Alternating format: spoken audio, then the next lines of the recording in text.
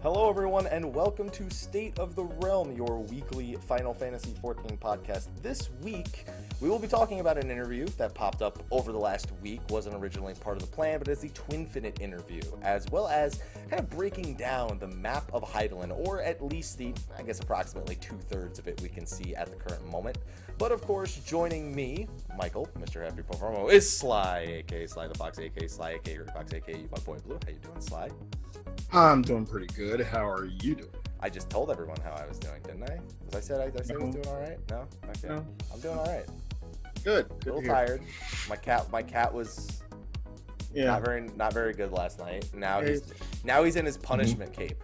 We call it the punishment cape.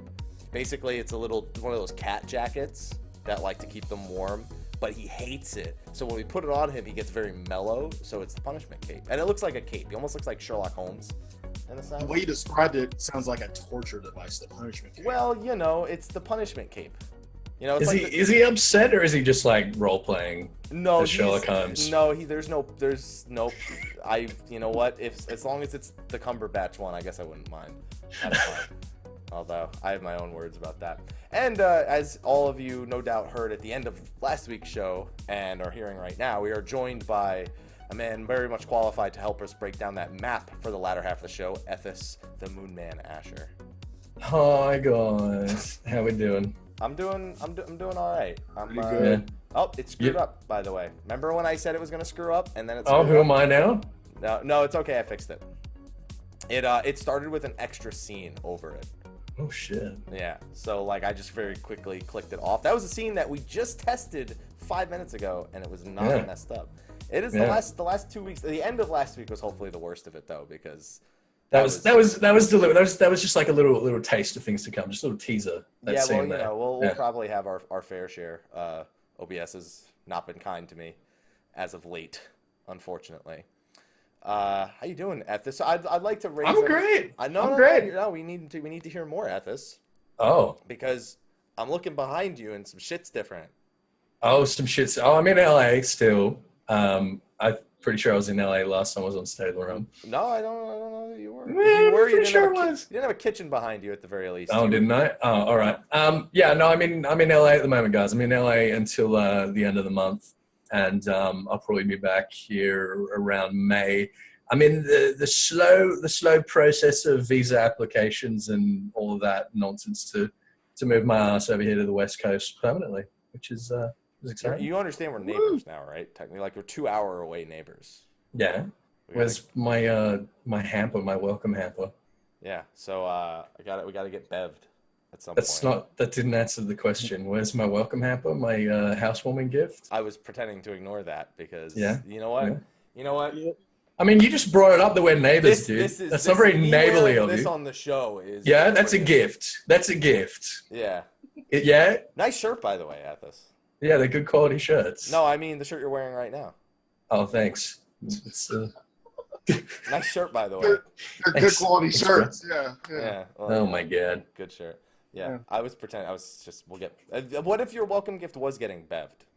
I'll buy you an. I'll buy you an LIT. There you go. Just one LIT. Do you know what an LIT is? No, but if it's only one. Long Island iced tea. That's what we call it in Jersey.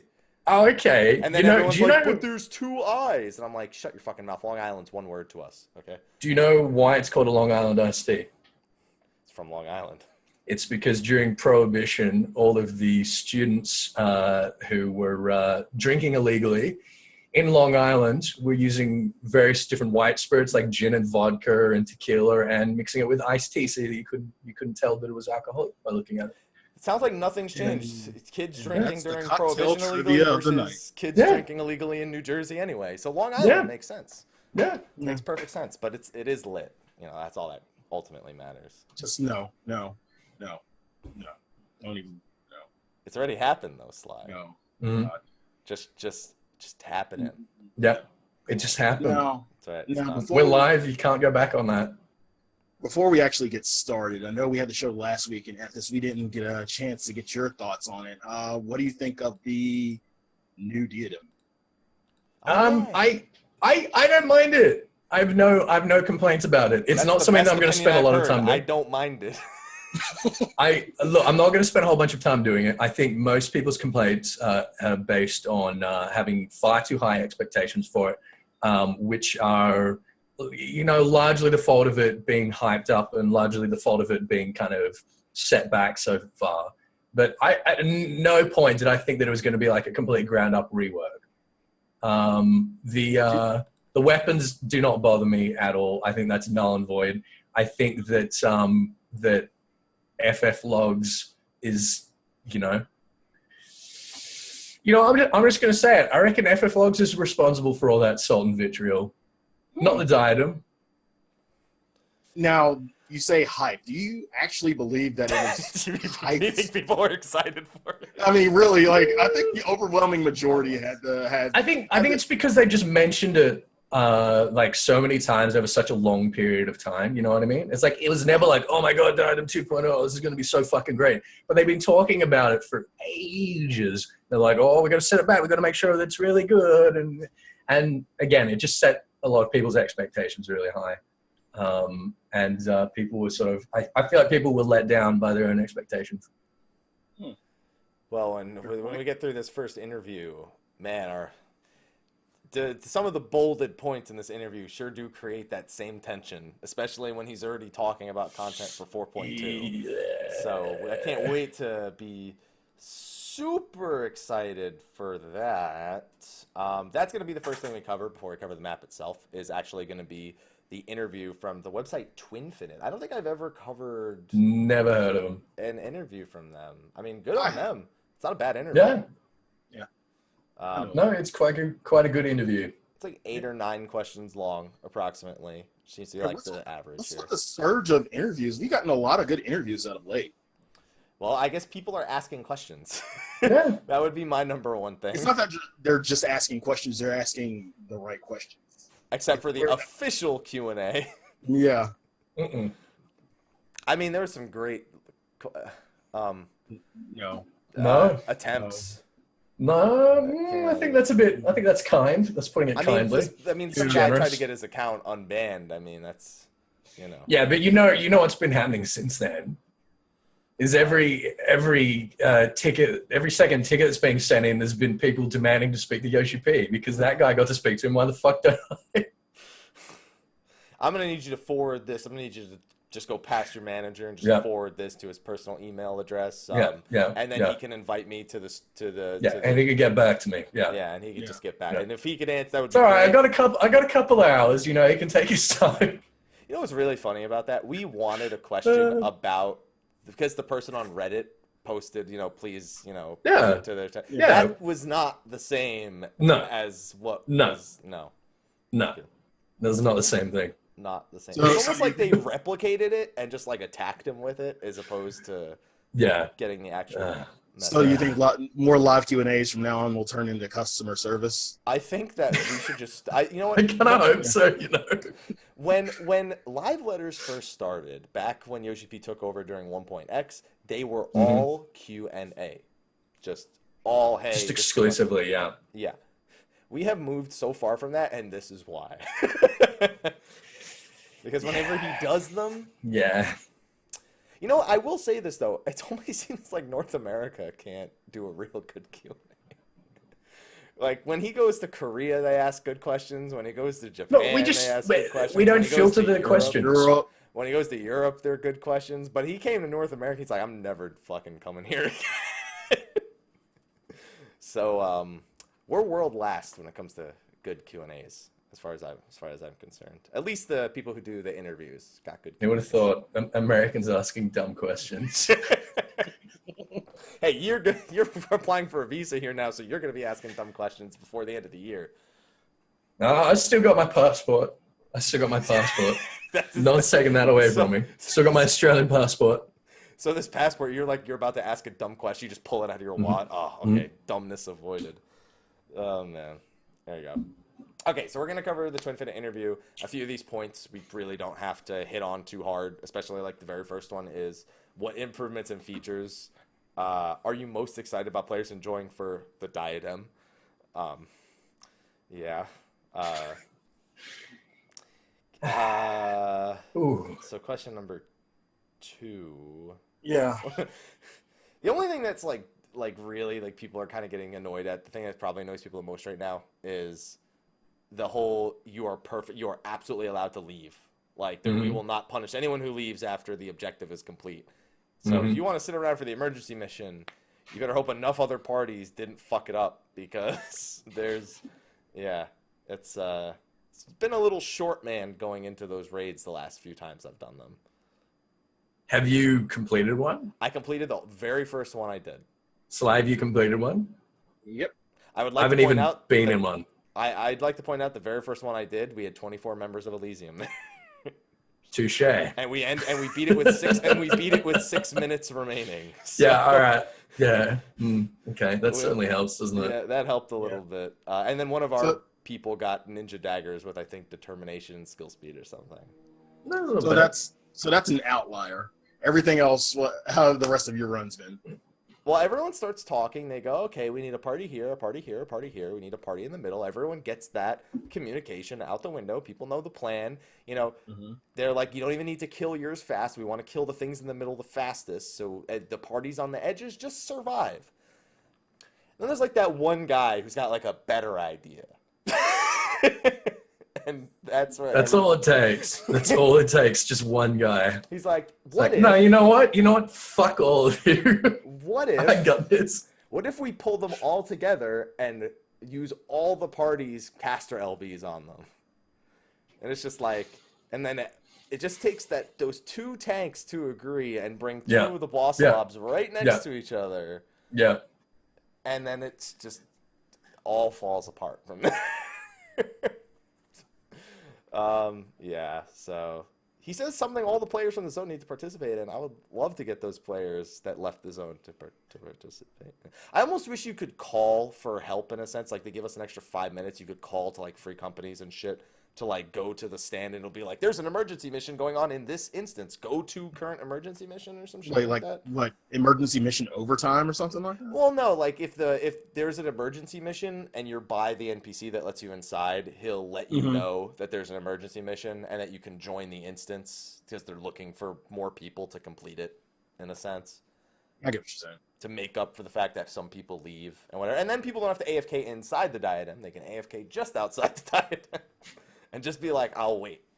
It's better than people leaving when they're already inside. If people go inside, they apparently wanted to be there in the first place. So, that's been my experience. But yeah, they ask about that, and it's what he was looking forward to. I'm gonna assume this was before, or it was as it launched. Yeah, it just dropped a few days ago. So there's been some response to it since then, I suppose. The next few questions are all very story related. I'm sure. Yes. Ethys, you were happy. Although these are the kind of things for sure. We don't get great answers out of these. Well, these are kind of things that we already expected. It's about moving into Heaven's Ward was very depressing, feeling of hopelessness, blah blah blah, as a result of Before the Fall. We already know. We've already been told from a few different angles that moving into Stormblood is going to be quite different.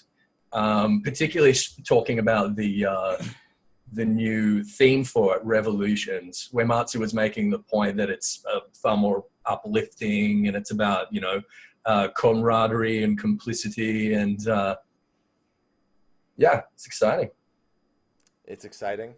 It's exciting. Well, we still don't have a date for 3.56 as of right now. Do you guys think it'll be next Tuesday, Sly? Do you think it'll be next Tuesday? Or do you think it'll be will it be your Tuesday? The worst Tuesday it could possibly be. It better be next Tuesday. As a reminder for everyone, 2 Tuesdays from now is Persona 5's English release date. Yeah, I think it's more likely to be beginning of April. I think it's going to be the 4th. Sly didn't want to hear that. Well... What was that laugh? That was amazing. Okay. Well, regardless of that, Sly. Yeah. The next one is about the introduction of going into Alamigo. I like how you only asked about the experience of going into Alamigo, not like going into Kugane, because I don't know. We still don't. There's been nothing to tell us we're going to Kugane as part of the main story outside of Yagiri's involvement in 3.5, which is like just sure, I'm here. Okay, I'll help. I guess I can do things. I suppose. And then it's just all gonna drop on us when 3.56 comes out. I think it's going to be pretty straightforward. It's like, hey, our hand's been forced. We've effectively declared war on Garlemald as far as Garlemald's concerned. We're going to be completely fucked, so we need to fight him on two fronts. And Yagiri's going to be like, oh, well, I've heard tell that there are resistant members in the ruins of Yaxia, blah, blah, blah, blah, blah. And that's what we'll be about. From Koji. Yeah. Quality text from Koji. Some of his best. Are you guys, so I do agree with this question that the first steps into Ishgard were quite satisfying. Mm-hmm. Yeah, it was satisfying, but at the same time, in comparison, I think the steps into Ishgard were kind of calm. You saw all pretty much sadness, like it said. This one, I don't think it's going to be like all hell has broken loose. I think we're going to step into Alamigo mid aggression, mid fight. Mm-hmm. I that's what I'm expecting. That's what I hope to happen. They're trying to take the reach. I agree with that. I think stepping into Heaven's Ward, I understand what they're saying here, that it was satisfying, is that stepping into stepping into Ishgard at the beginning of Heaven's Ward, you're sort of looking around, there's all these new problems, all these new challenges and these new sites, and you really get to sort of take it in. Whereas what you're saying, Slyh, well, I mean, first of all, we're not going to be moving into Alamigo at the beginning of Stormblood. We might be moving through Battlestar's Wall into Girabanya at the beginning of Stormblood, and we can have like a similar experience with that, which would be pretty cool. But moving into Alamigo, you're right. It's probably going to be in the middle of a battle, and it's probably going to not be a moment we really get to sort of contemplate things. Right. Yeah. Pretty much. We're just a war machine, dude. That's all we are at this point. Yeah. We're literally an ether-filled war machine that is not a primal. Or is it? It's not. It's not. If I hear one more person ask me that question, I'm gonna. But Ethys, the people believe in us, and ergo, and we must be a primal and things. Yeah, and magic and shit. That's about as likely as Guy Sven Belsar being alive. So that's our explanation. Hey, I'm actually almost within arm's reach of you for real now. Yeah, almost. You better fucking watch out. I'm just gonna open my door and Ethys is just gonna. This fist is just gonna come flying in. Like, how much was the train ticket down here? It's like $80. It's all right. It's fine.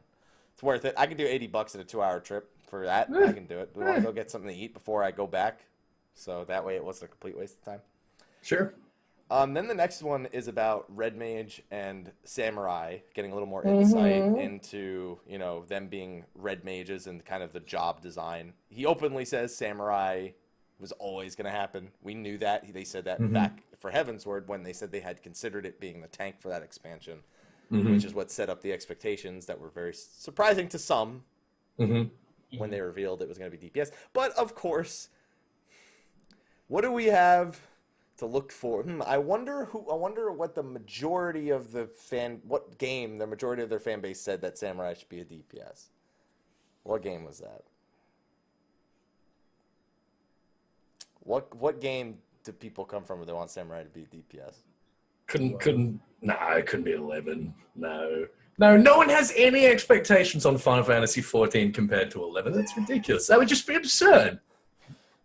That'd be stupid. He flat out says because there was a job in 11, people envisioned it.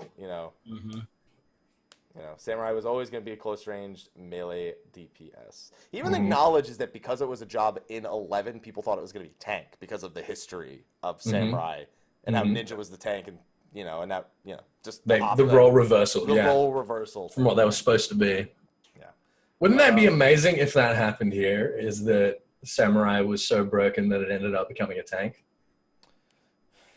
That would be, That'd be like fucking wild. What if they plan it? What if they deliberately do it? Just give them plus enmity on gear. No, it's your ability scale with it. Yeah. He does bring up a point that is very common, that traditional samurai swords are not exactly durable. No, not at all. They're piss weak. Yeah, they're just like, you know what? If I swung this against somebody in full metal armor, it would probably not be something I could bring home. Yeah. No. But magic. Wait, what?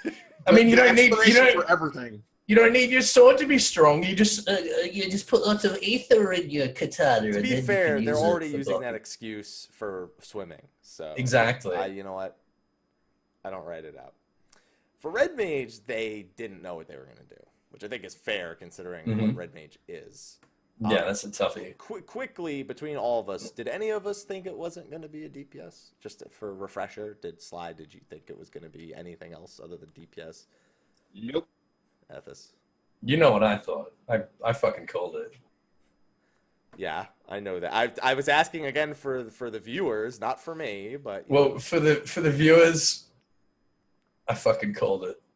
DPS. Thank you for repeating it again. All right. They'd almost landed on being a healer, which wouldn't have surprised me, but not what I would have. Sly, you look disgusted at the idea. At the idea of Red Mage being a healer? Yes. You didn't even play 11 and you're disgusted at the idea. Any reason why you don't want... The thought of it just seems god-awful. What about it seems awful, specifically? From my experiences, because I didn't play 11, from my experience, it's always been damage dealing. I mean, yes, it had healing, but that wasn't the major factor. It was always a damage dealer. And for me, putting Red Mage as a healer just seems... When you look at the combined components, if you look at the holy trinity of tank, healer, DPS, tank was never really on the table unless you played 11 and you soloed everything. Anyway, but there are three major components where they brought a sword, they could cast black magic, and they could cast white magic. And two of those things are offensive. Yeah. So that's always where I kind of landed on that. And they actually consider they may need to legitimately introduce the hybrid. Like, they're like, maybe we just can't. Maybe it has to be a hybrid. Like, complete hybrid. And then they were like, well, they're going to fucking hate us no matter what. That's what I said. It's going to differ from what players imagined a Red Mage would be. Yeah. They're going to fucking hate us no matter what we do, so DPS. Let's make them hate us as much as possible and make sure it's 2 DPS. And then patch it later on. Yeah. Do you think they'll give any sort of utility to Red Mage that sort of at least is a callback to the Jack of all trades thing? Yeah, I think so. I wouldn't be surprised if they give it like a spot regen or something like that. So I feel like Red Mage could play the role of making any like healer composition viable. You know what I mean? With just a couple of utility skills. Sly? I kind of agree with that. Even though I already think healers are, no matter what the way it is now, any healer is valuable. Yeah, they're pretty good. Yeah, they're pretty good, but I think it adds a little bit more utility to that, and I don't think it'll ruin balance in any way. Kind of like what we had at the beginning of Heaven's Ward. I don't think it'll pretty much ruin that, but it'll still be good. You know, you talked about Samurai. Wouldn't it be just some shit if it just ended up tanking? And they said, what if it's the same threat? People are going to do that anyway. Setting it up. You're gonna find Sam tanks anyway. You're going to find a way to, DPS tank. I put all my points into Vitality. I was like, you understand now you're less likely to hold aggro. No, I got this. But I've got more health, so I'm a tank. Here's the thing. As long as you don't attack it, I'm good. Listen, a Dragoon tanked a 10 Savage. Why not? Yeah. Samurai is just, they got it. That's it. That's all you need. They just need cross-class King Flurry. They got this. Exactly. That's what every DPS does. Dragoon didn't even have to. They had an 80% parry cooldown. It was perfect. Really, though, it's sad that's better than, like, Paladin's Bulwark. I just want to point that out real quick. It's pretty Dude, King sad. Flurry, best cooldown in the game. Game has a better defensive cooldown than Paladin. I just want to put that out there. There's a reason Yeah. green tanks exist. Yeah. I'm just saying it's better. I guess it's technically better than Dark Dance too. Dark Dance is what, 30%. Yeah. Mm-hmm. Yeah, it's the best cooldown in the fucking game, alright? That isn't what's the other one? Warrior will parry every attack. Oh yeah, but you can only do that from the front, whereas as a Dragoon, Oh, don't give me right? that bullshit. You can't parry from behind either. Oh shit, you're right. Yeah. You don't get crit when you use Keen Flare. Yeah. So as Dragoon, when you have to run away, if it doesn't work, then you don't instantly die. Well, there you go. I kept thinking R, but I couldn't get the words raw intuition out of my head. I just kept saying like raw Felcleave. Raw cleave, Rockleaf. No, it's like Frill cleave. Felcleave. Yeah, it's just you replace everything with Felcleave, and it works. A witch cast a curse on you where you can't name any warrior skills except for Fell cleave. Oh, that's just how the game That's works. the only one that matters. I thought that's just how the game worked. I didn't know that was a curse. You know what I mean? Let's see. Okay, what else do we have here? So then the next one was if there were any other jobs in consideration. He's like, I'm not going to I know what you're fucking doing. You want me to say what other jobs are in consideration so people can talk about it for the next 2 fucking years? Yeah. No, I'm smarter than that. But he But he does say a job. He does still kind of give the He still says a job. So tell us of the next Rising. That's all right. Yeah, they call it the Omyuji, which is a Omyoji Mage. Omyuji Mage. Omyoji. Isn't that in Dio? Yeah, like it was one of the tier, like not really tiers, but one of the, you had straight samurai, you had ninja, and then Mm-hmm. Yeah, and Omyuji Magic. That was your Omyoji Magic Yeah. was the mage. Yeah, so Yeah. yeah, it's kind of a. Isn't that kind of like geomancy? Not really. No. They use more talismans. Yeah. That's the way. That's the way. Okay, all right. They're Cool. they're kind of like demon or spirit exorcists Mm-hmm. in Japanese culture, and Okay. yeah, I would have been fine with that. Honestly, it fits the bill in terms of Stormblood, in terms of Doma, of Hingashi, yeah. Hingashi and Doma. Yeah, I would have taken that. Hell, I would have taken any job that really didn't have a reference. And I've said this before. I would have taken any job that didn't have a reference to a past or prior Final Fantasy job. I think a lot of people would be okay with that. Well, Mm. it's good that you mentioned that. Because remember when I said some of the bolded text was kind of like now people are going to, it's going to build this thing and then people are just going to set these high expectations that are crazy. So Samurai and Red Mage were super anticipated. And now they're looking at what they can do for the next expansion after. Because they got to start planning that shit now. They can't wait. And they're considering at some point, not necessarily in 5.0, but a completely original job for 14. Ooh. Something that you can't literally be like, oh, it's this from Tactics, or it's that. You can't do that because it's never You can probably existed. draw comparisons, though. Oh, you can always draw Oh, of comparisons. course. Yeah, you could probably draw comparisons to like a similar job, but yeah, it'd be completely different. I would like to pick your brains a little bit and get a wish list going here Mm-hmm. of something that doesn't exist in Final Fantasy Oh, jeez. that you would put in the game. Now, I can understand if you don't know if it's in another Final Fantasy. That's a whole different story. Like, you say something and like, oh, they have that in Final Fantasy Chocobo Dungeon 2 or some shit. What the fuck? I don't, But Sly's thinking hard on this one. I don't know if I can think any that aren't in when Final you put Fantasy me on a games. spot, when you put us on the spot like that, it's Oh, hard to putting think you of on the anything. spot. I can't even say something like a druid, like a shapeshifter, because technically Vincent from 7 shapeshifts, but that's Yeah. not his job, That's, Yeah, but But we that's- would all allude to that. Yeah, it would allude. But isn't that more of like a demonic possession? He's like possessed Yeah. by chaos. Yeah, Mhm. the Rather cells than inside of druidic it, thing. Yeah. Yeah.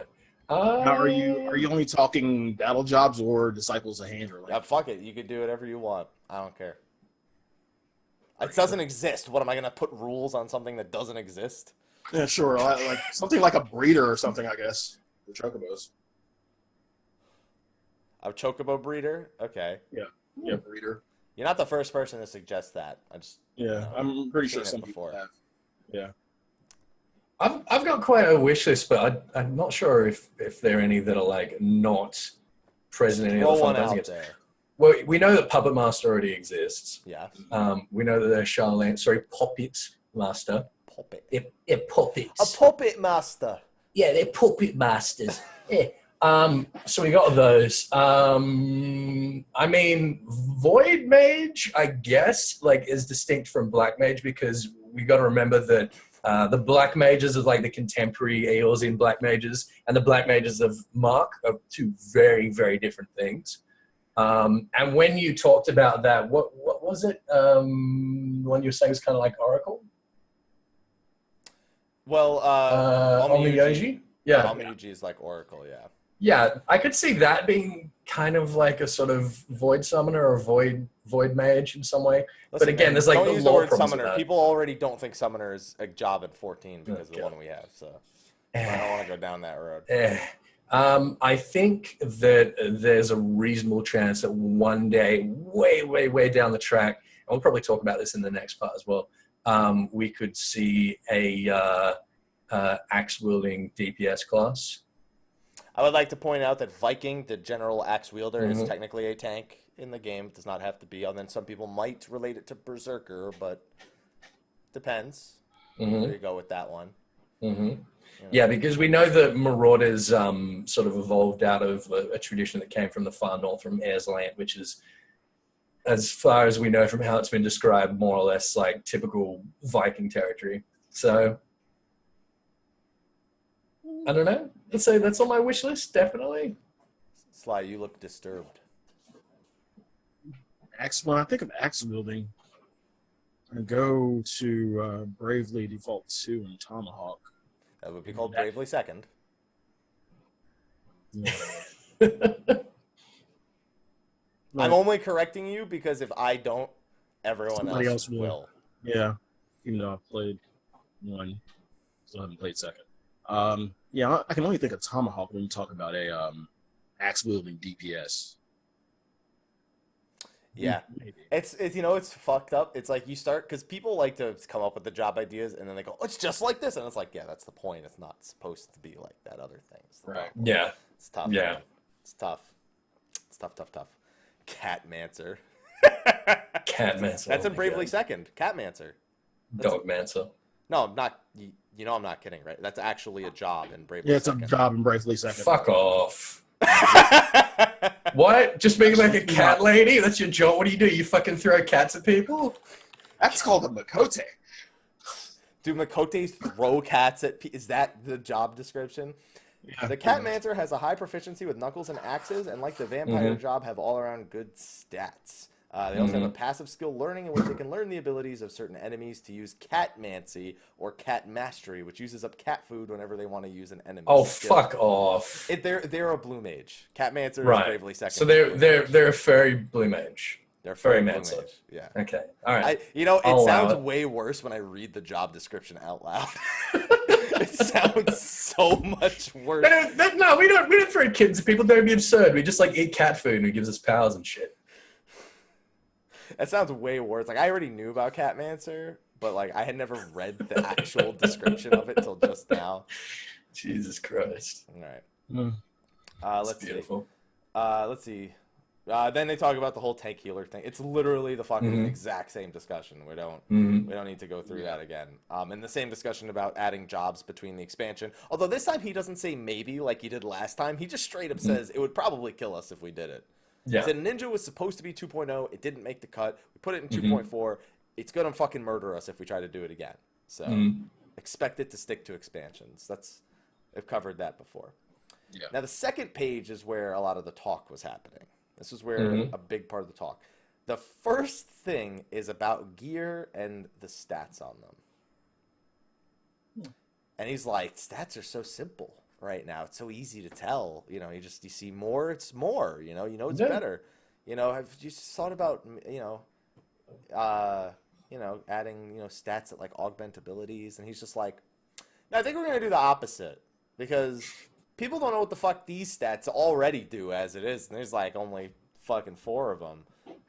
So if we give even more options, it's gonna compress it down. I was legitimately surprised to see this to be his answer, because he even says he likes the like crazy shit that you do. He's just like, people don't even understand the shit we have now, and it's just fuck. So my question is, I'm not even gonna cover the second half of this shit because I don't even want to bring that discussion up again where he talks about the animal weapon and how good it is. No. I mean, he does make a good point, though, doesn't he? Did you guys see that just on Reddit? because something's higher eye level doesn't mean you should immediately Yeah, assume he picked it's a better. bad place to pick to make that example, though. That's true. That is true. Have you guys seen something that popped up on Reddit?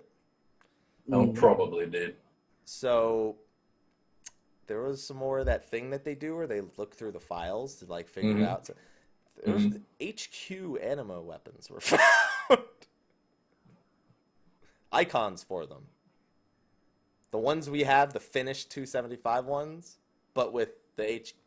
Yeah. I was on Reddit. Do you think that's gonna lead anywhere? I don't know. Maybe people want 280 weapons. You're gonna get 280 weapons. You want the anima to be best. The anima's gonna be best. Do you think that was good. recently added because of Diadem? I'm just hoping the replicas, man. Like, I don't really want to do like you've told me it's over twice now. Don't fuck with me, all right? Right. Just let's let them hope be so. like a craftable thing. I don't know. Just fucking no, okay? No. No. Hell no. Somebody else says in the chat that the game automatically creates HQ icons for everything that's normal quality just for simplicity's sake. So that's a possibility as well. Just this is the first time anyone's ever mentioned it in all these years of like an actual HQ icon or things like that. All right. So, yeah. So with the stats,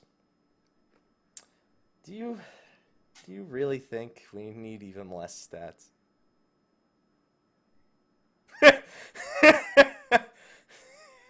Are you confused? No. Sly looks like he shares your opinion in silence. Pretty much. Yeah. Pretty much. So I want to project another idea. He says the problem is that people are confused even with the stats we have now. Do you think it may be because we don't know what the fuck they actually do? Like, we know what they do. Yeah, probably. But I have 1200 crit. Not very clear I don't about know it. what the fuck 1200 crit means. What it literally translates to, yeah. Yeah. Do you think So that... are you speaking in like stat weights and things like that too? I'm speaking in showing us the stat Yeah, weights. well, let's take that example to the extreme. Let's I'm thinking of another game that's sort of overly simplified, stats based on previous titles, and that would be Skyrim. And you get health, stamina, magic, and no one knows what the fuck they do. Like, increasing your health apparently also increases like defense and like melee damage and like all other.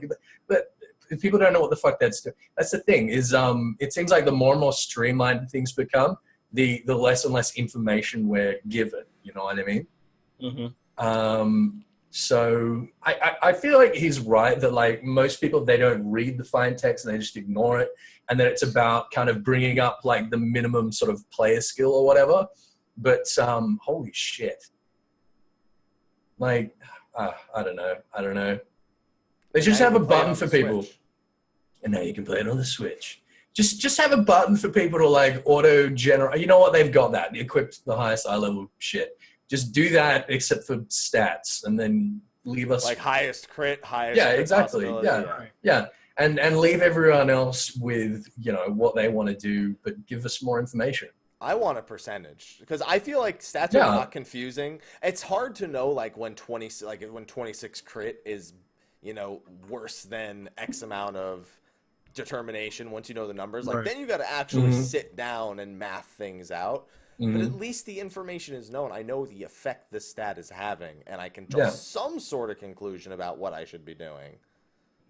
Even accuracy. Like, accuracy is just a shit. People just go into fucking Stone Sky Sea and they just fucking start, like, trying to get the perfect accuracy number. Like, I'm going to hit this thing 1,000 times. And when it hits 0, I'm going to go down until I hit 1, or that I miss 1. and then that's the number. That's it. We have to use third-party shit to figure that out. Yeah, and that's dumb. That is really dumb. So people have to really dig deep just to actually find out what the stats mean and the stat weights mean. Mm-hmm. And it changes from time to time too. And I didn't know that the stat weight changed in the middle of anima, and I was like, well, this is probably gonna be best in slot. Well, the way you made it probably isn't. Like, fuck it. Is there really a way, though? Is there really a way to make both people happy? The people that don't want to have to think about their stats and just want to, have the best thing equipped without having to think about it, and the people that really want to, like, get into the nitty-gritty. Can you make both those people happy? Because I feel like taking out information, people still need to know when, crit hits diminishing returns. So exactly. You still got to figure it out. It's just you have information to work with. You're not coming up with conclusions based on thousands of auto attacks. Yeah. Why can't we get something like Bloodborne? Yeah. Sure. Make it simple like Bloodborne. I don't know.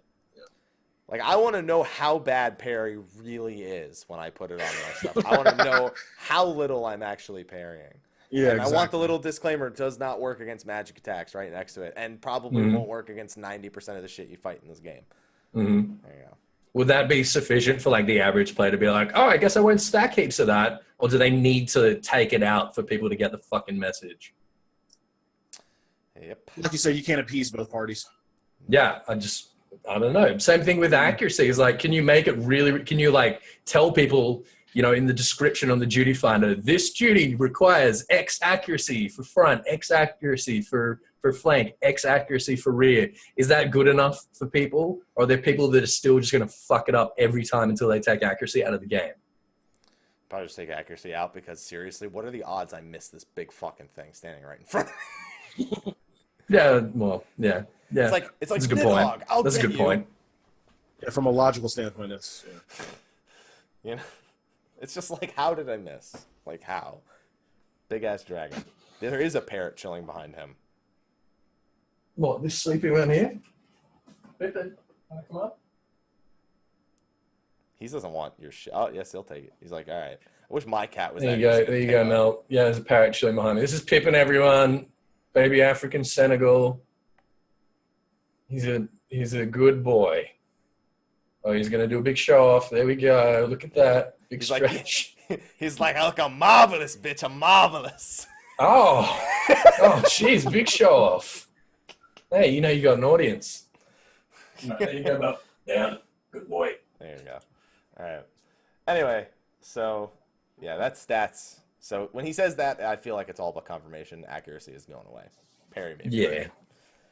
Now the next one, another heavy hitter, and you know what? I can't really be that upset that he keeps hyping it up a little bit. But they asked about it's the same routine. We got Tombstones, 24-man, the 8-man raids. Then we got Diadem, Deep Dungeon, Aquapolis. They didn't even mention Lords of Verminion. Good on the interviewers, because they know that they're, what people want and what they don't want. And then what are some ways that people are going to continue to diversify endgame? Mm-hmm. And Yoshida's only thing to say is we are anticipating around 4.2-ish to introduce a brand new, never before seen type of content. Don't trust it. Fuck it. No. Blitzball! You shut your fucking mouth. I have seen that before, so you're wrong. No. John Cena plays Blitzball. What? Yeah, John Cena would play Blitzball. Dude, if John Cena was a Final Fantasy character, he'd be a fucking Blitzball player for sure.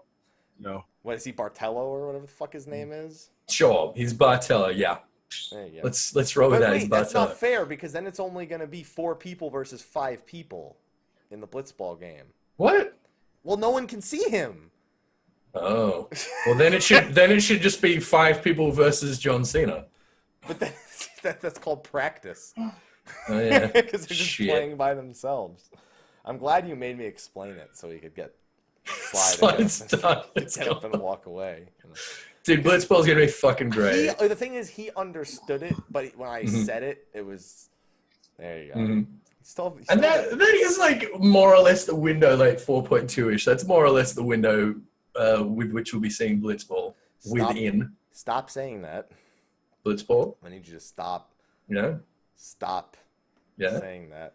Do you think we're going to have like an Anima quest to unlock Jack Shot?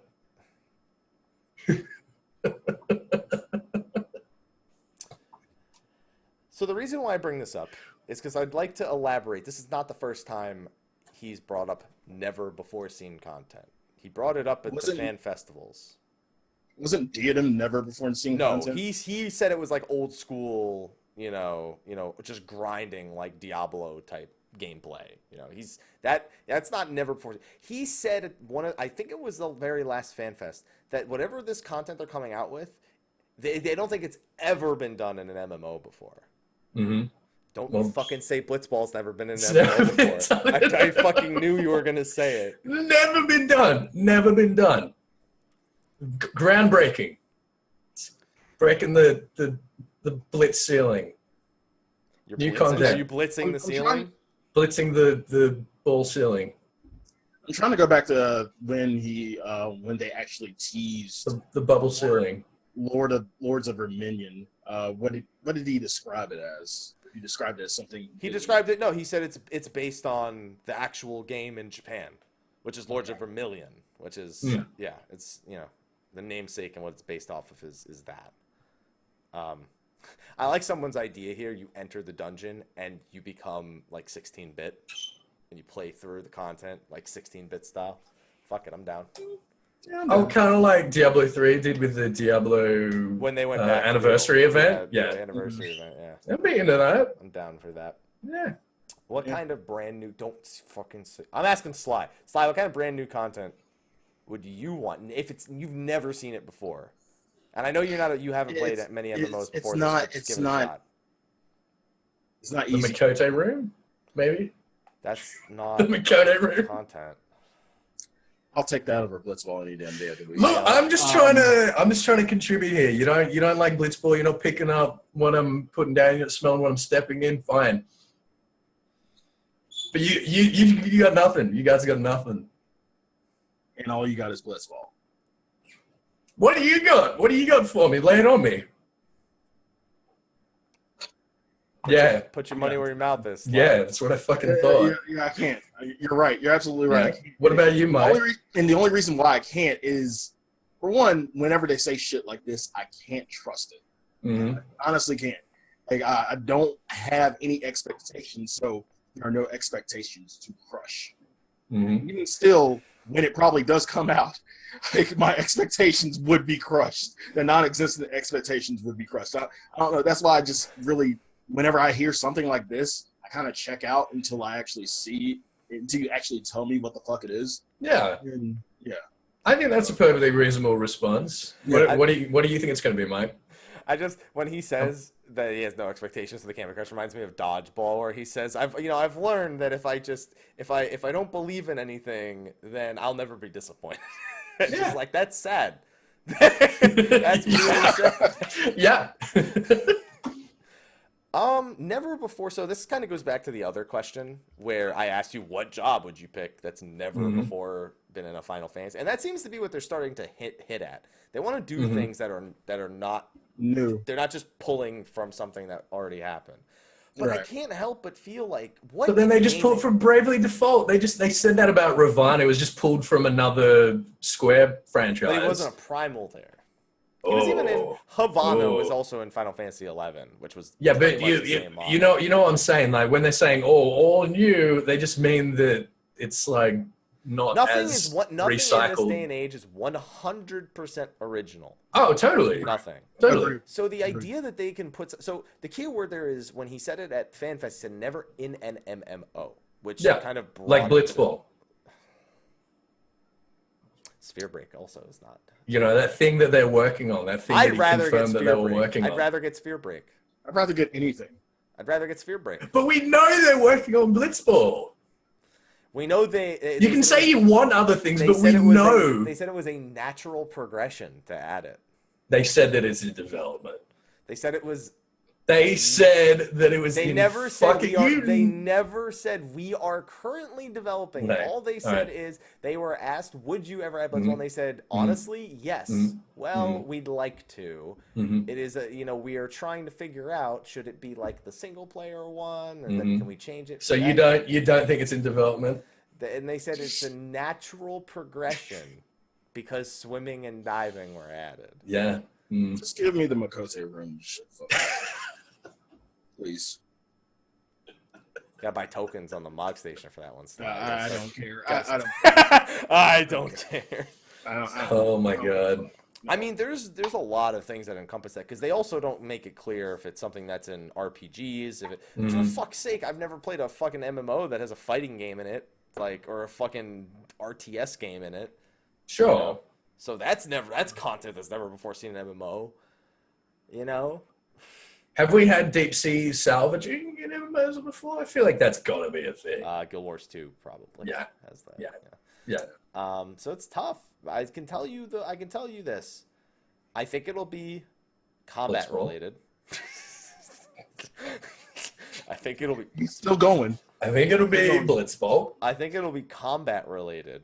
And I think it'll probably aim for a similar, just based on the following comment, it'll be aimed at a similar player base to what the Aquapolis and Palace of the Dead reach. Less niche. There's no less of a niche thing. Like anybody can kind of hop in, kind of deal that most people will enjoy. I still think it'll be. I can't look at your fucking face right now at this because I'm waiting for you to say like Blitzball at the end of. I don't need to say anything at this point. So that's right because they also say they're confirmed they're updating the Aquapolis also at 4.0. Yeah, and that's gonna be awesome. Yeah, I made a lot of money off the Quap. Fuck yeah, dude. Every time I go into the Quap, I'm Get just them leaf piles! I just praise Beyonce, pick the I do the same thing, dude. Same thing all the time. I made it to the 20th floor like 11 times just following the Beyonce rule. Just always go left. Yeah. Get them sweet leaf piles. Listen, man, I've never been more excited to open a chest and see leaves. Fucking leaves! Jackpot. Jackpot! And a whole tree! Alright. Then a few others. There's two last ones here at the end after that before we move into the map. One of them is what the fuck happened to Ishgard housing. And he just said, well, we kind of want to go to the new place instead of the old place. But maybe instead of Alamigo, we'll do Ishgard. But I like how most people are taking the very last sentence here. We're hoping by then Ishgard won't be as frigid and cold. Everyone's like, they're going to unfreeze it. Confirmed. They're going to unfreeze Corthus. Well, isn't that the deal with the Eastern Highlands? Is that it's like slowly starting to thaw? I believe so. Global warming. Yeah, global warming. Well, no, like we fixed everything. Not so much that. Yeah, it's just the realm is recovering. Yeah, exactly. That's kind of fucked up that they just ice cold all of a sudden. You wouldn't think that Bahamut fiery raining down everywhere would be like, yeah, cold. But no, the ether just fucked it all up. There you go. So Corthus might be thawed by the time we get Ishgard housing. That'd be cool. It's an excuse to finish fucking exploring the rest of it. At the very least, one of them's PvP zone, one of them's, the first zone of the expansion, and then fucking the one that we had that nobody likes to go to because it's fucking annoying to get around, the Central Highlands. Anyway. And then the last one was, are there plans for colorblind mode? I love the answer for this. He was like, at the Korean live letter, he's like, yeah, we have that. And they're like, no, we never released that. Oh. Oh, fuck. We're working on it.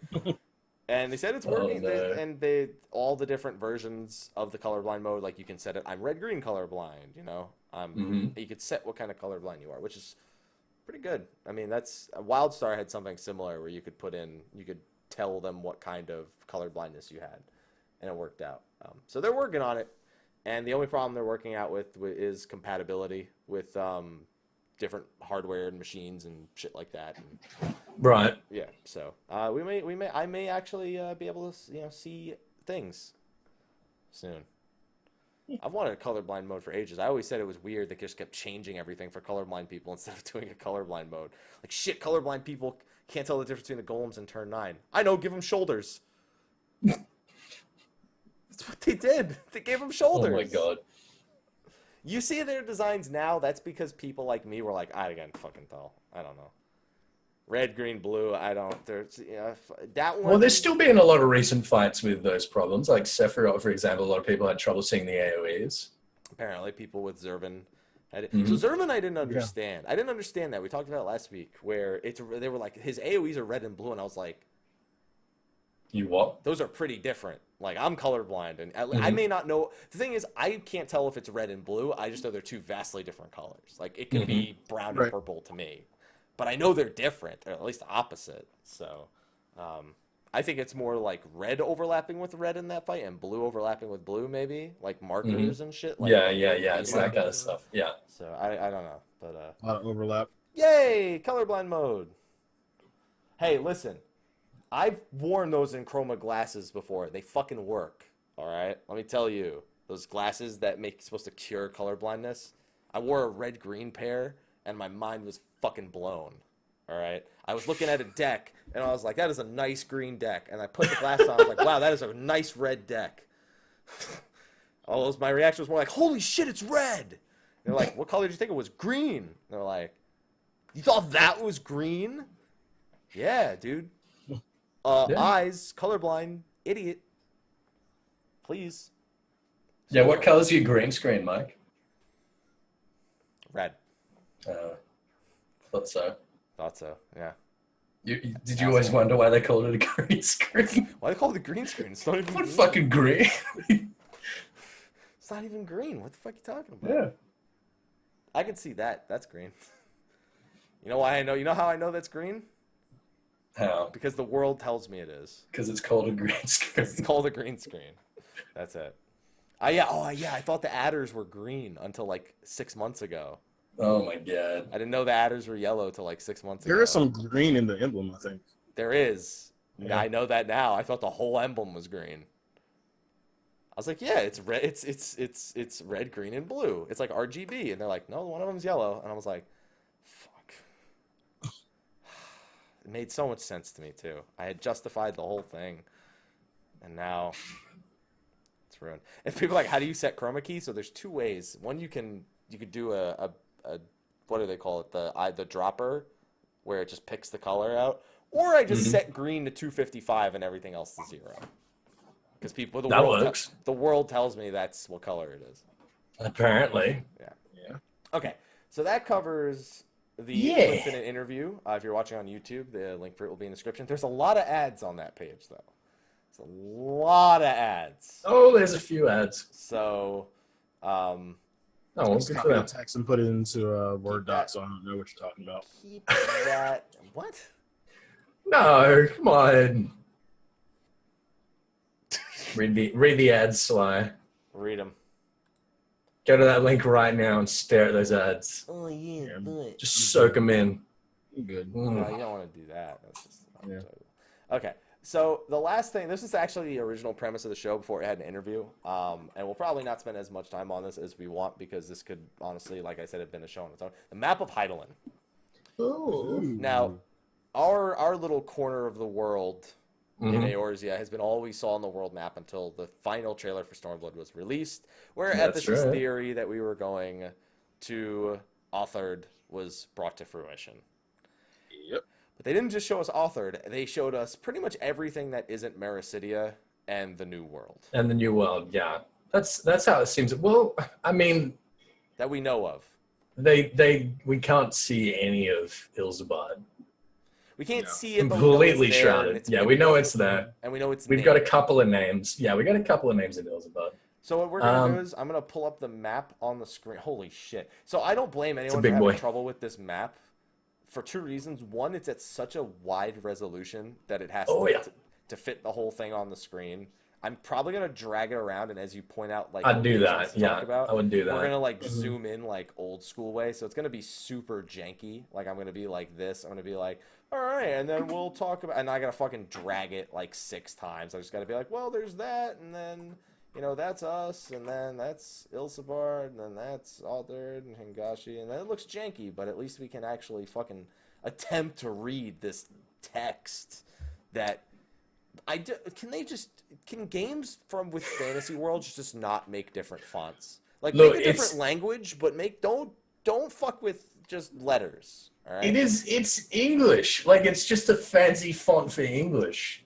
Exactly. I'm saying I'm okay with, like, if a game wants to make another language or something, that's fine. You go do that, but don't fuck with the letters and make it a font that you have to be a fucking genius to read, or you gotta read it under a fucking microscope. It's pretty easy to read, dude. Then why is it that when you were trying to name them all, you couldn't fucking read half of them? Because the resolution's not high enough. Because the text's too small, the resolution's not high enough. There's a lot of things that are very difficult to make out on it. And guarantee you that wouldn't be a problem if it just was letters without fucking fancy. Oh, of course it will. Okay, and shit. fine. I'm just saying.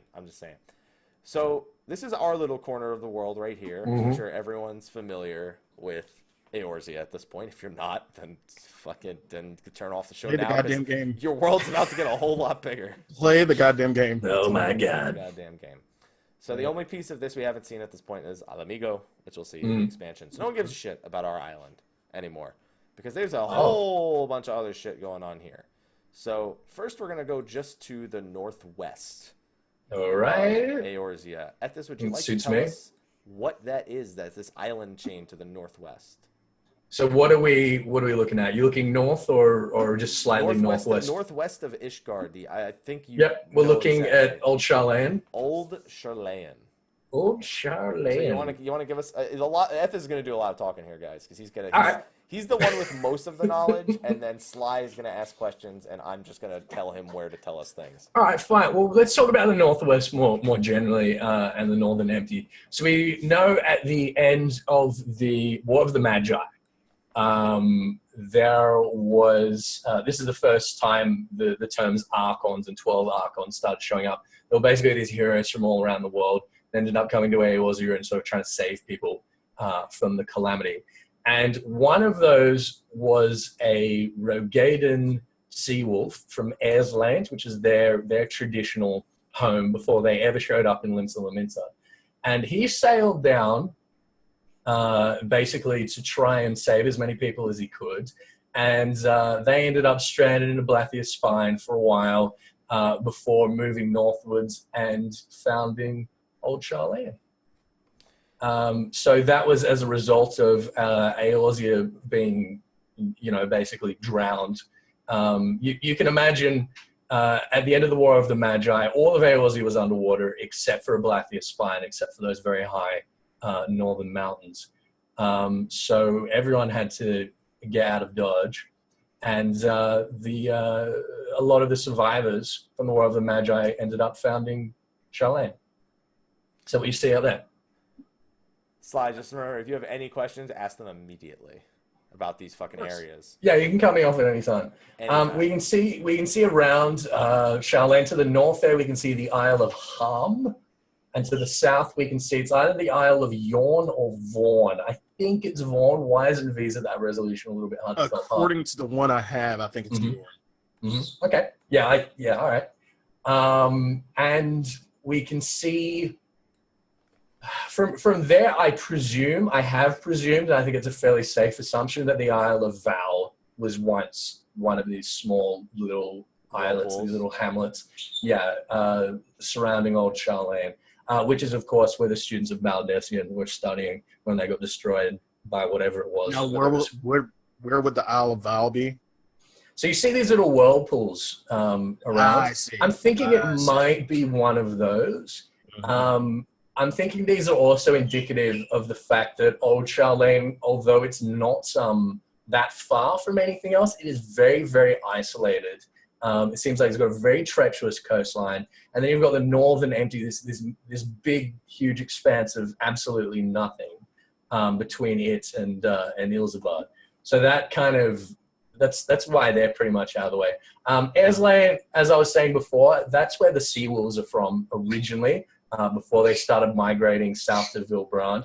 What actually happened there was they had a big sort of war, and the defeated armada kind of like the Trojans, the defeated armada sort of fled trying to look for a new land to settle before they're... Is that what all... Do you think that's what all the ships on the map indicate? Because, like, there's one large ship that's an airship that's just to the east, or at least it looks like it's an airship. I see what looks like wings on it. It's hard to tell precisely, but then you can see what looks a ton of small ships around. Yeah, that's indicative. That's indicative of the seawolf population of Airsland. So we know that they had those sort of nautical ties before they came to Vilbrand, and Limsa Laments was actually built out of the crashed remains of their fleet.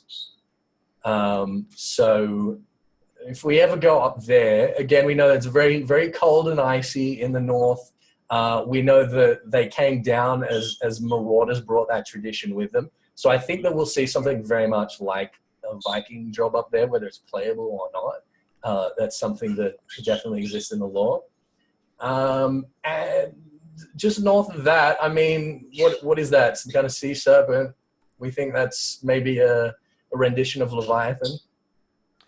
Yeah, because like there are other renditions you can see. Like if you look over Ilsebar, just southwest of Garlemald, you see a giant whale in the sky. You could presume that's Bismarck, even though it's kind of far from the Sea of Clouds. See, this is a difficult one because we get these all over the map, right? Go on, Slyh. So again, like you said, we see Leviathan, Bismarck. To the right of Garlemald, past a ship. What are we assuming that is? Oh, you mean the giant Titan dude who's just like the big meaty boy? Yeah, let me zoom in on the big meaty boy a little bit. I mean, it's kind of tough to get the zoom in here. It's a tough one. He's a big boy.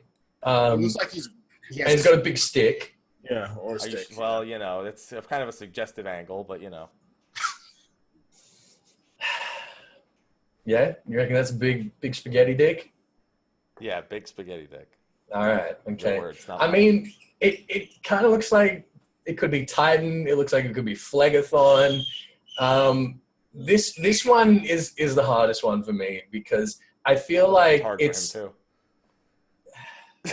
Damn it, Happy. God damn it. I feel like this is a potential future primal we're seeing. It's something that exists in Hydaelyn's mythology that we haven't encountered yet, or if we have encountered it, it's depicted very differently in Eorzea than it is in other parts of the world. That's why I'm saying maybe it's like another depiction of Titan because it looks quite similar to the way that Titan's depicted in older Final Fantasy games.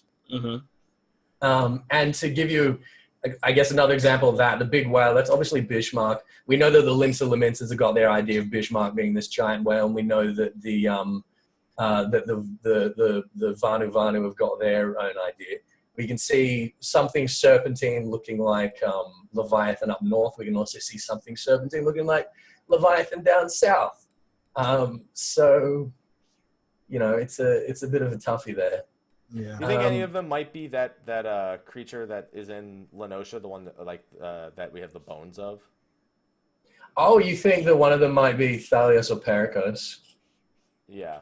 Well, those were just sea serpents. Like they exist. They're not primates. Oh, okay. All right. They Well, they we know exist. that we saw the one from the opening. Yeah, from exactly. Yeah. Yeah, exactly. It's just that those creatures, when they become sort of mythifized, I don't know how to say it. That's how we get Leviathan, basically. It could also be it could be Ogopogo. That's possible. Sure. Yeah, it could be Ogopogo. Yeah. Do you know what all right. is? No. Who's Ogopogo? Ogopogo is a reskin of Leviathan from Final Fantasy IV, but it does have a historical element. Okay. Yeah, sure. It could be that. It could be any number of things. Where would you like to go next? Slyh, do you have any place in particular you'd like Ethys to talk to about us on this map? I did.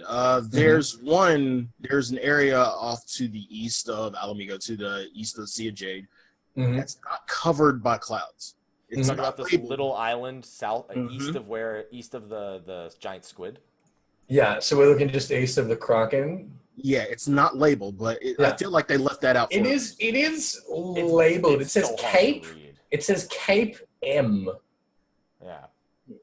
Cape M. It clearly says Cape, and then you can make out one letter M. And with this higher res version I've got, it looks like there aren't actually any letters written after that. I see letters written after it. They're just impossible To read. to read. Yeah. So I couldn't tell you. I really couldn't tell you. I don't think it's going to be anything of significance for us at the moment. That's what I was about to ask. Do you think that we would actually it plays a role into something since it's actually apparent? Or Well, the thing is, we know we're not going to Thavnair. We've been told that, unfortunately. well, I They mean, said Stormblood? not immediately in 4.0. not immediately. Yeah, I but don't think it's going to happen. I don't think it will either. Unless, I don't think it's gonna unless happen in Return to 4.0. Ivalice has anything to do with Thavnair, I don't see that Yeah. happening either. so you don't. So both of you agree that you don't think that we're ever going to go to Thavnair, ever going to go to RasAtan. No, I don't think we're never going to go there. I just don't think in 4.0. I or think 4.x. the highest possibility is that for example, like we have to go to Kugane, and we have Alamigo, and Thavnair kind of sits right in between. The only thing I could see is in one of the story quests, maybe going to the northern shore, like Garlemald might be trying to get a foothold, a stronger foothold, because I think they have it's like a non-combat zone. Like they're technically like not, they're treated with Garlemald, but they're not. Yeah. Right. Yeah. They're not. Yeah, they've got a sort of non-aggression pact. Yeah. And we're presuming the same thing about Koshu as well. And Where? don't they have some form of kind of government similar to the Syndicate in Ulda? Thavnair? In Yes. Razatan. Yeah, I mean, sometimes they talk about it like it's kind of like the Syndicate. Sometimes they talk about it like it's more like the form of Charlene. So there's honestly not a whole lot we know about Thavnair's politics. Most of what we know is about its aesthetics, its trades. We know that there's a lot of etherology and alchemy and that kind of stuff done there. But I think while we're in that area, I think we can actually, because we understand we're not going to Thavnair immediately, but we are going to be having to make the journey east. We can sort of trace the journey that we're going to make to some extent. If you see sort of level with Uldar, if you look to the east, across the Sea of Ash, you see this sort of area of shipwrecks here, right? Crown. Right. It's called the Drown. Oh, the Drown. D. See, I can't read this. There's like one line, and the D Yeah. is backwards. Yeah. So that's the Drown, and I'm like, I'd say 80% sure that is the dungeon preview that we saw.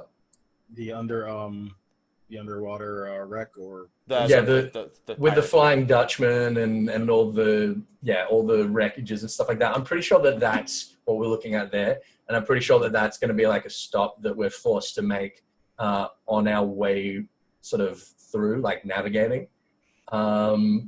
So we're going to go quite far south there, and presumably through the Siren Song Sea as well. not to cut you off, do you think that Siren Song Sea and the Drown are kind of correlated? Do you think that we'll see some sirens from the Siren Song Sea? I hope so. I hope that we do get because if you zoom right out, I mean, it's a bloody huge distance we're going. We're going halfway across the world. If it's just like a cutscene and then we arrive in Kugane, I'm going to be like, nah. I want the beginning of the Stormblood story to be a kind of odyssey. I was going through the Drown. I was going through the Siren Song Sea. I was having to deal, like in the Odyssey, I was having to deal with all these, trials and pirates and imperial armadas and, having to dodge all that kind of bullshit before we eventually get to Othard. I don't want it to be like an easy thing.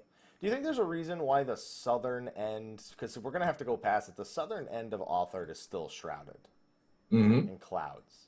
Mm-hmm. Any particular reason why that might be? Yeah, because that is where, that is the region in which we know we will find Dalmasca and Rabanasta. So And That's think, Ivalice. Yeah, I think that is going to be Ivalice. are you talking about Draelik's Bend? I think that's how it's pronounced. I can't really. Yeah, read it. Greylick Spend? Yeah, I think that's what it is. Yeah. I'm pretty sure it's a G. I'm pretty sure it's Greylick. Okay. Hard to tell, but yeah, we'll go with Greylick.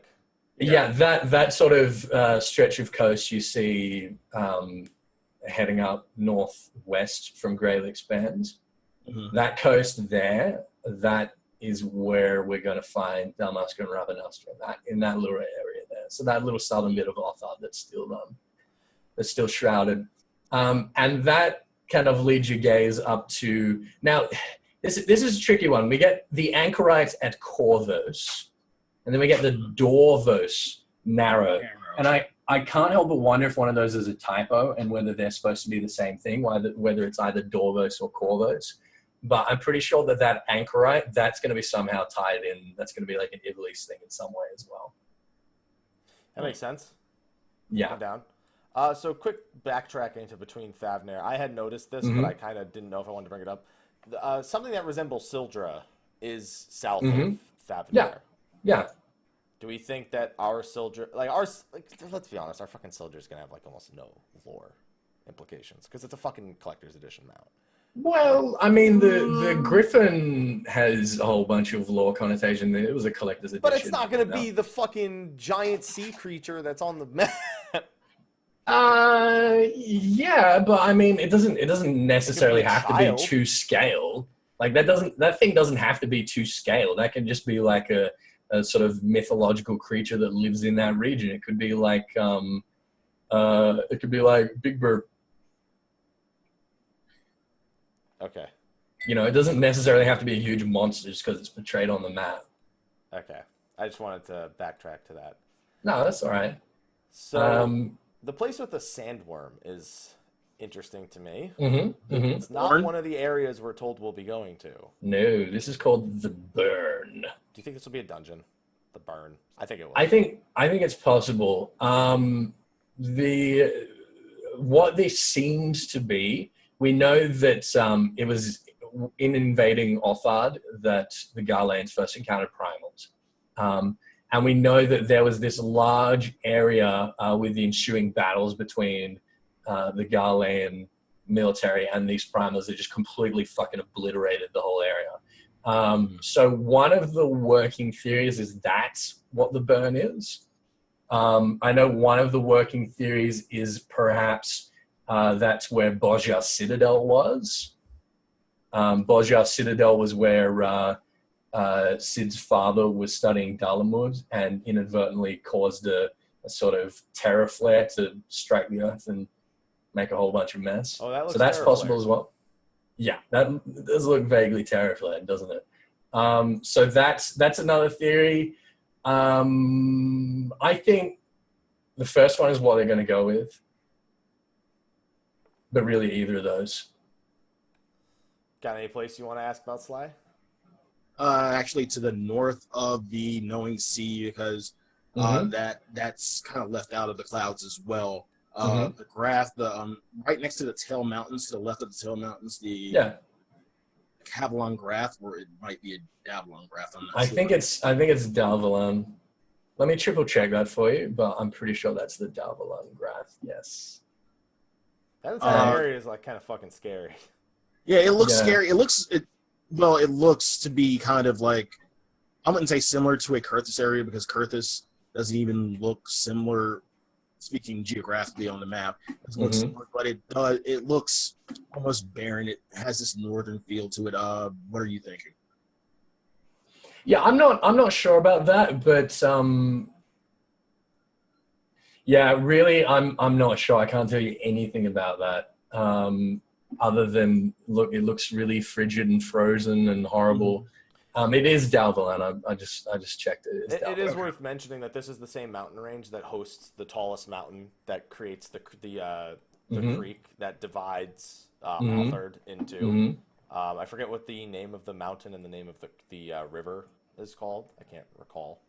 Well, we've got the Tail Mountains. That's what you're thinking of, and then we've got the one river coming down through it. Yeah.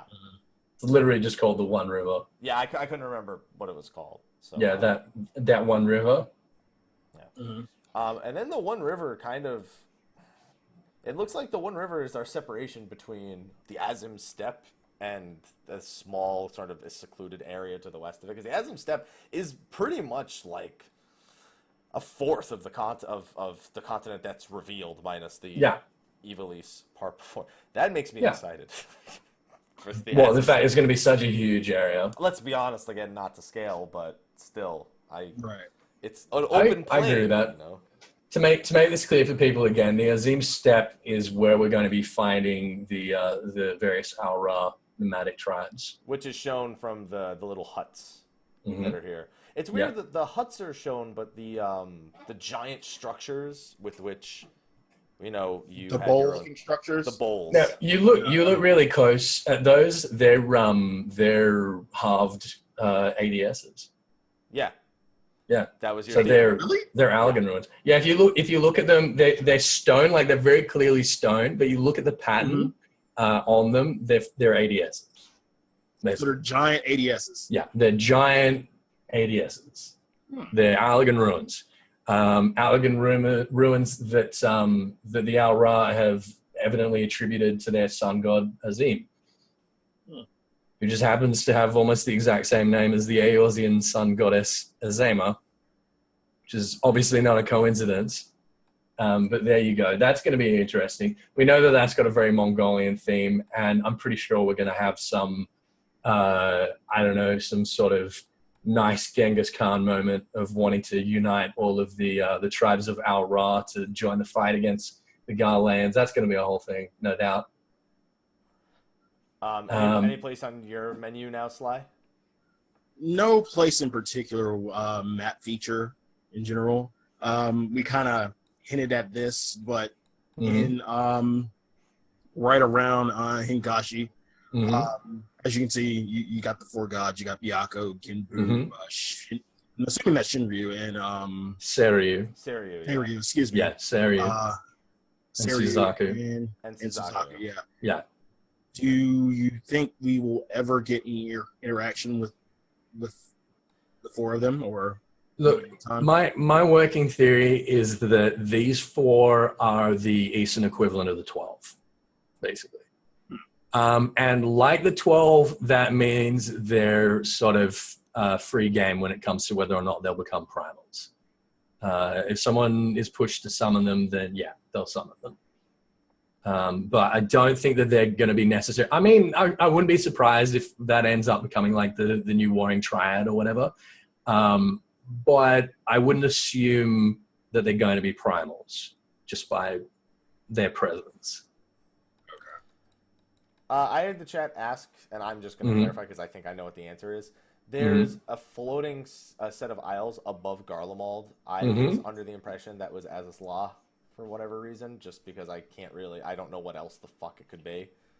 And I don't think it is. I don't think so. It's hard to tell. I mean, there's lightning, there's storms around it. It's similar. So here's the thing about Garlemald proper, right? They became an empire and built their military machine on having these massive reserves of cerulean, right? And by mining that cerulean, well, we see what happens in northern Thanalan just by mining cerulean there for a couple of years. Like, they've seriously fucked that place up, right? So Garlemald is like that to the nth degree, where I'm pretty sure it's just like the land up there is just fucking shattered. Like, it's going to look like Mordor. There's going to be, lightning storms in the middle of the day. It's going to be perpetual blackness. There's going to be, weird craggy floating islands all around the place. I think that's just, I don't think it's Azazat, it's something else. That's just Garlemald all fucked up. Do you think it's part of Garlemald, or do you think it's an Allagan structure? I mean, that's really hard to say, isn't it? It's really hard to say. But my first impulse was like, yeah, that's Garlemald being fucked up more likely than anything else. Important to note that it's not part of the ground. It is in the sky. That's why it floats above the clouds. If Garlemald had an equivalent of Azazlar, like chilling above their hometown, they wouldn't have come to Eorzea for Azazlar. They would have been able to get everything they wanted. Well, what if that's just their equivalent of a research facility or a containment facility? It could be. Yeah, it absolutely well could be. My vote's gonna be Garlean.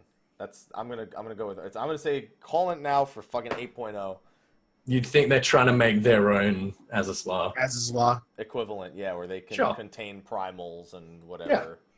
They, Sure. or contain whatever they fucking want for their own technology.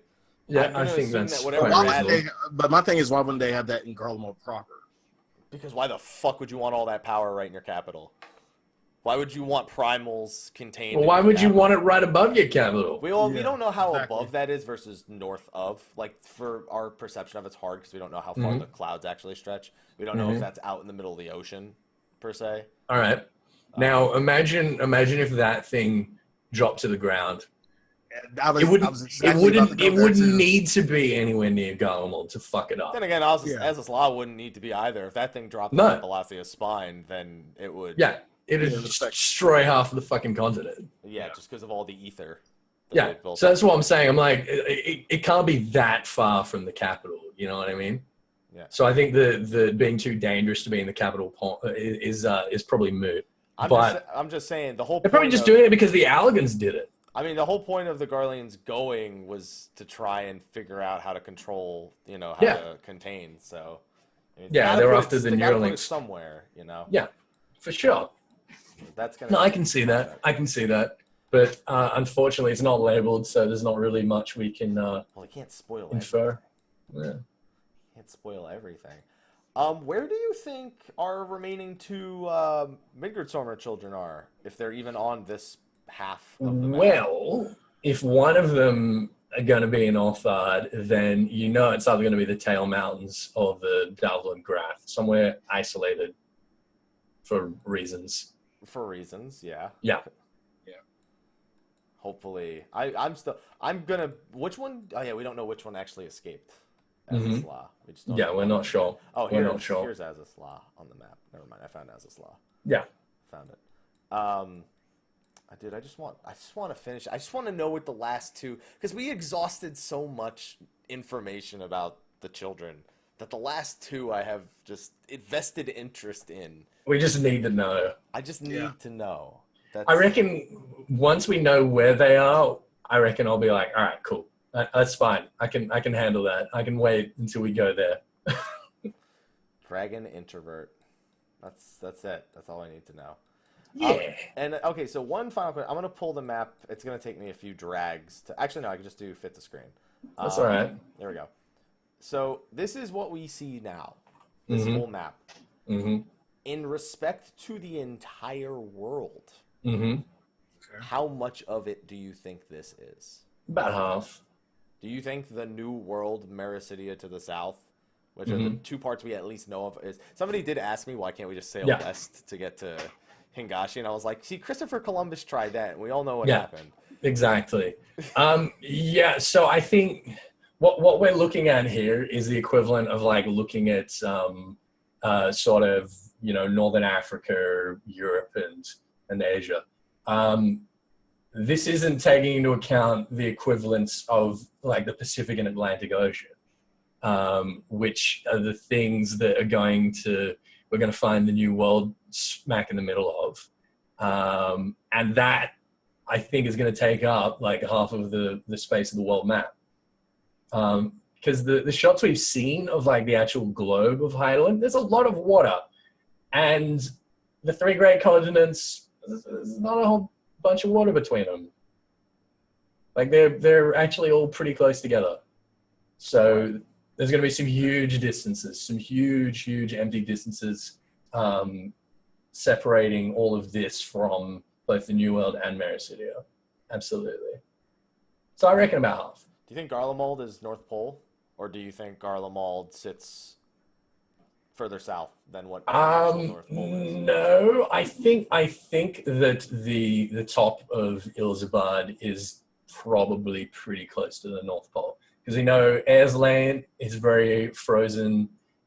We know from the encyclopedia, actually, we know that the northern parts of Ilzabad are also very, very cold, and the small kingdom of Garlemald, before it became an empire, is very sort of cold and isolated. And the way they talk about it definitely makes it sound like it's at an extreme pole. Then where's the equator? The equator? I mean, we're assuming that like poles and equators work the same way on Hydaelyn as they do for us. I think it's a fair assumption to make. I'd say... Oh, is it stated that Mericidia is at the equator?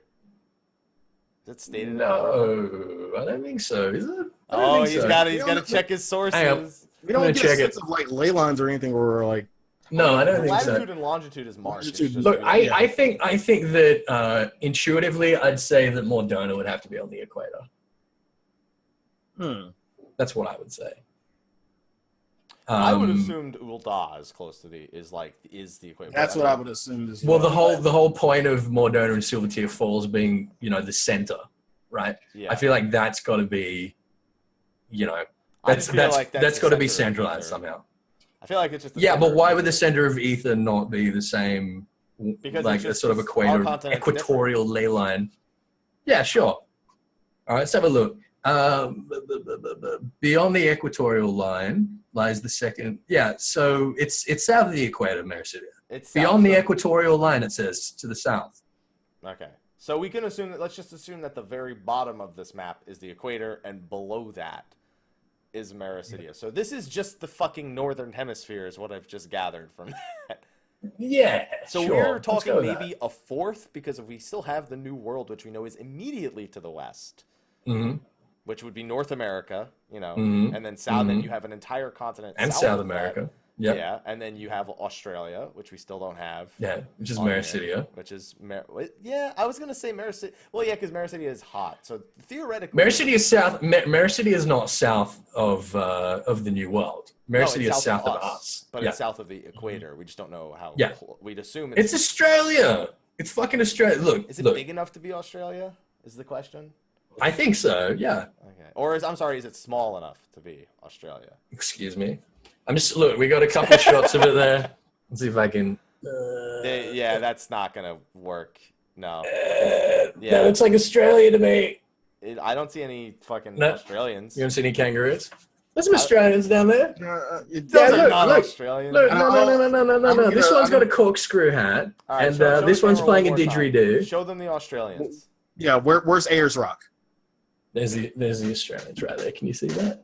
No, because there you go. There's the Australians. Got it. So is that supposed to be Ayers Rock? Yeah.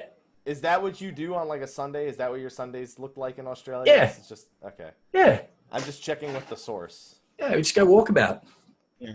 Just go walk about, next to giant mountains and barren wastelands. And fuck yeah, dude. Is Mericidia as deadly as Australia? Well, the way they talk about Mericidia, yeah, it is. So that would still leave the theory that there's an Antarctica equivalent, by the way, like a continent to the south of Mericidia, completely frozen over. I don't think anyone's made any claim to have charted the whole of Hydaelyn. No. So we're looking at maybe a fourth of the world here, or a third. I think probably half. It could be less. It could be more. My money's on about half. I'm gonna go with I'm going to go with, you know what, it's as much as it needs to be. We've been comparing it to Earth the whole time, but if fucking Africa is above the equator in there, you know what I mean? It's just the world. Yeah, I think it's as big as it needs to be. They're going to do this quite deliberately because, they're only planning in broad strokes, maybe like 3 or 4 expansions ahead. They need to have room at any point to be like, there's another continent. It fits in right here. You have to leave doors open for yourself. Now, I have a question for both of you. This would probably be a good question for Yoshi P. Mm-hmm. Do you ever think we would get because I've seen this in games like Banner Saga, where they have a map and, highlight anything and it'll tell you about it. Do you think we'll ever get an interactive map? An interactive map? Of Aortia. Yeah, like this, but like imagine if it's just like a website, you could drag it about, you click it. It's not even a website, in-game. In-game. You could do that too, yeah. Well, interactive maps are pretty cool. Here's the thing, collector's edition, physical collector's edition, we are getting a high-res physical copy of this map that we're looking at right here, a high-res cloth copy of this map. I don't know if they would do a digital equivalent if they're doing that. I think they'd want you to buy the collector's edition, It's not the same. I know. Like, something like in game. I know it's not the same. Where you can put where you have a cursor and you highlight anything, click on it, in game, and it will give you a little bit of lore. Like you can click on anything. When I think of the Banner Saga, and everything on that map was interactive. You had some of the icons, some of the gods that were within the waters, and you click on it, it would tell you. Mm-hmm. So I remember a couple of years ago when we were getting hyped for Heaven's Ward, and we were looking at pictures of a big old library that was like, oh shit, oh my god, we're gonna have like books that we can interact with and learn lore stuff from. No, I'm not getting burned again. It's not gonna happen. Not gonna happen. If Koji comes to like E3 or something, when I go to E3, you might as well fucking try to go to E3. Just fucking sign up. You fucking just fucking ask. Anyway, YOLO. Don't do that. Don't do that. Pick one, YOLO or Blitzball. You gotta have only one of those. YOLO Blitzball. That's not one thing. That you just said two things and made them one thing. Yeah. YOLO, ergo, Blitzball. Anyway, I'm gonna let Koji know that you're still disappointed. You'd have low I'll be like, don't worry. Here's low expectations after the Google library. It's like he'll be like, we added the books later. What? But I know we didn't get there the first time. But at least we added the books the second time. And then if you go back in the first one, at least some of those areas now those have books. I'm gonna make sure there's books everywhere now. It's not his fault. But he still feels. I blame him. I blame him. I hold him accountable, but it's not his fault. Responsible. Just from the way I spoke to him at East 2015, where I said, Oh yeah, he was crushed. He was really crushed. He was not happy. He was he's saying Koji crushed your dreams, not he was crushed. There you go. Yeah, Koji stepped on me. There's no books in the library. He didn't even bother translating it to Yoshi P. He's just like, I know I wanted to put books in the library, but the developers didn't want to put the books in the library, so I couldn't put the books in the library. He just kept saying books in the library really fast. Books in the library. There you go. He's going to get that on his gravestone, books in the library. That'll be his autobiography. That'll be how to go find it. That'll be his last will and testament. Yeah, exactly. Yeah. All right, overall, I'm excited. We got to take a look at the map real quick. Next week is going to be interesting because we're going to fall on one of those weeks where it's either 3.56 and that's what we end up discussing, which is hard to do because that's generally we don't do spoiler cast the day of. Generally we wait a week for spoiler cast. So the next couple weeks are going to be interesting in terms of the show. Interesting in like what the fuck are we doing kind of. Fingers crossed, something. Something. We'll figure it out. We always figure it out. Yeah, we do. We just talked about a fucking map for 45. Like, we'll figure it out. We'll pull something out of our asses. Yeah, Ethys is like, I really like that map, though. Jeez. Yeah, I really like we got to talk about it for 45 minutes. We didn't even talk about half of it. We didn't even talk about Slyh, so it's whatever. We finish her story this week. That's what we talk about next week. Her finished story. The whole episode. Slyh Aleapo. The finale.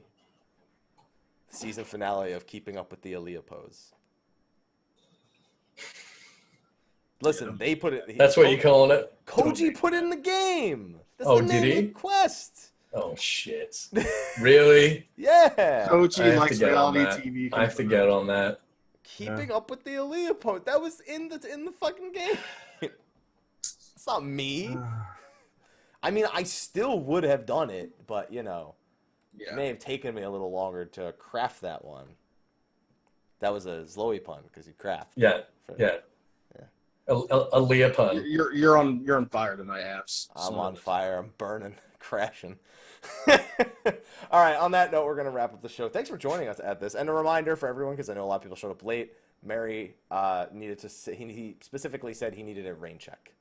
Because he had some stuff to take care of. So that's why he wasn't here. Luckily, we have two of the four twins that are here, and the four horsemen. If you haven't seen that picture, by the way, that's a great picture. He just knew that I was going to talk about Blitzball. That's why he didn't show up. Anyway, so Slyh, why don't you just say where they can find you and fuck him because they don't need to know because he's talking about Blitzball.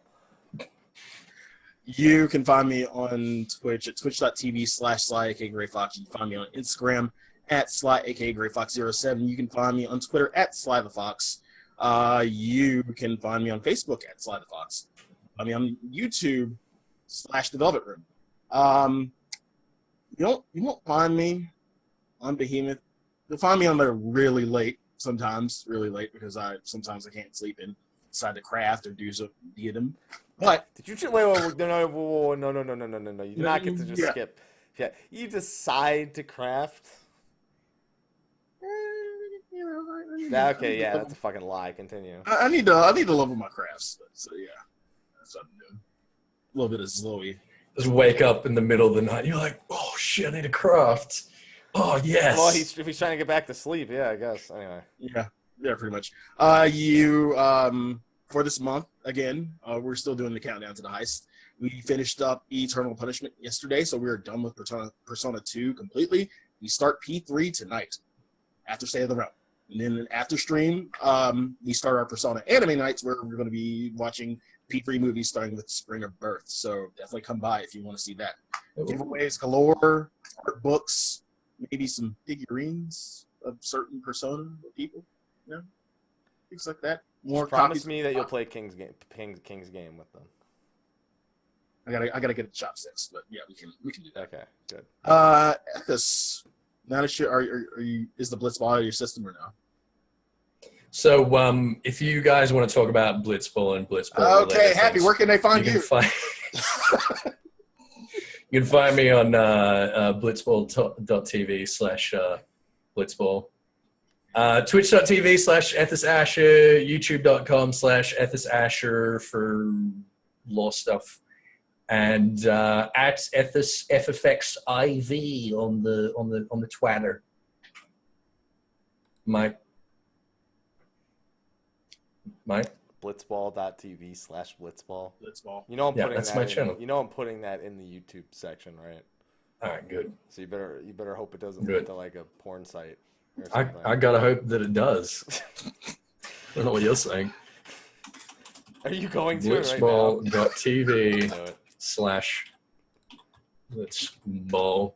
Oops, sorry. Doesn't exist. It's not loading, is it? Nope.